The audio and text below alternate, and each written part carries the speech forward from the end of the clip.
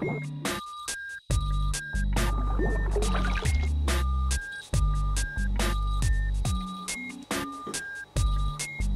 hello.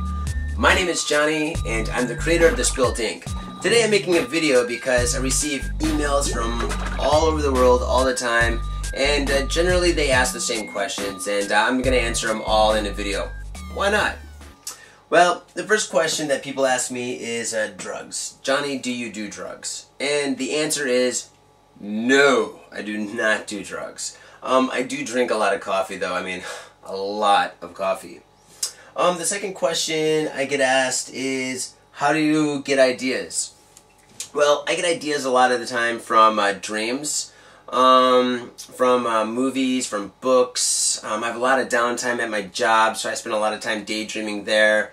I like to take long bike rides on my BMX all over Tokyo, and from there, ideas will just start forming in my head, and then when I stop or whenever I get a piece of scrap paper, usually from my bag, and I start sketching out an idea.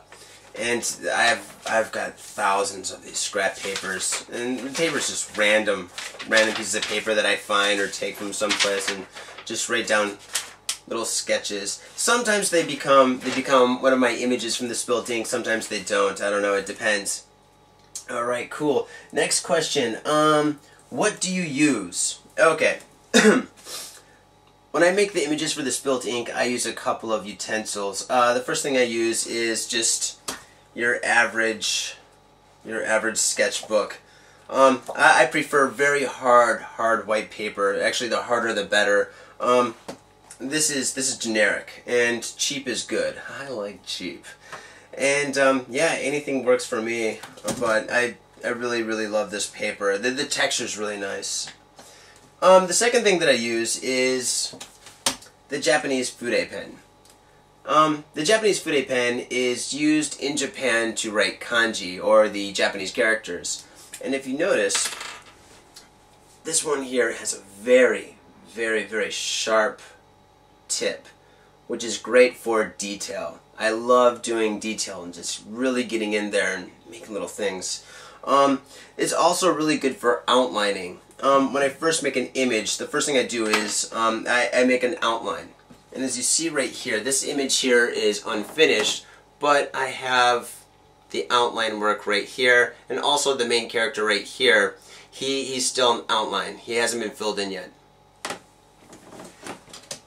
The next thing I do is I use the Japanese Fude brush.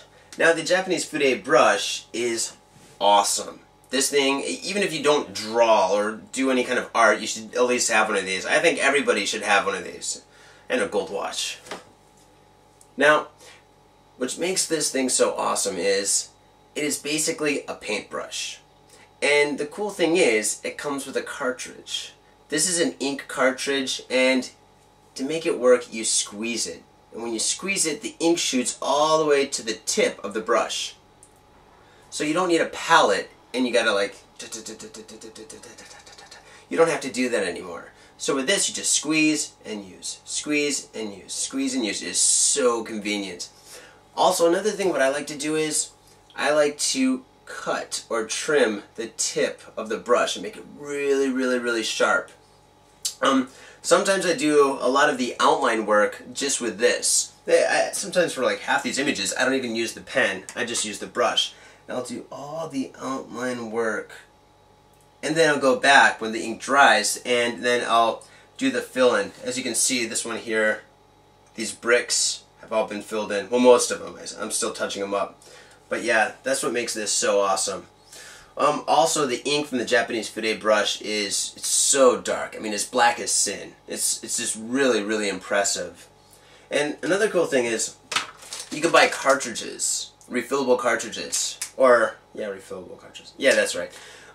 Anyway, you could buy these. I get mine at Tokyo Hands, and I'm sure you can buy them from tons of websites. If you can't find them, send me an email. I'll hook you up. Cool. And also, I use a Kleenex or a napkin or another piece of paper, and when I'm doing illustration work, basically, I'll put that down on the paper, and I'll put my hand on top of it. This serves as two purposes. A, if the ink is still wet, it doesn't smudge the ink. And B, if your hand's a little dirty, and my hands are usually dirty, basically you don't get any dirt or whatever onto your image. And yeah, that's very important because I've lost quite a few awesome images by just having dirt or smudge or something on my hand that kind of rubbed against the image and made it a little bit kind of not so attractive. Okay, cool. And alright, oh yeah, my next question is, really, what is the Spilt Ink? Why do you do this? What's it all about? And well, basically I come up with like a story or an idea for a story, and then from that story I make one single image, and that one single image represents the whole story. It's kind of like a movie poster. You know, when you go to the theater and you see a movie poster and you don't really know the movie, but the movie poster looks really cool and you can kind of get an idea of what the movie's about. That's kind of like what my work is.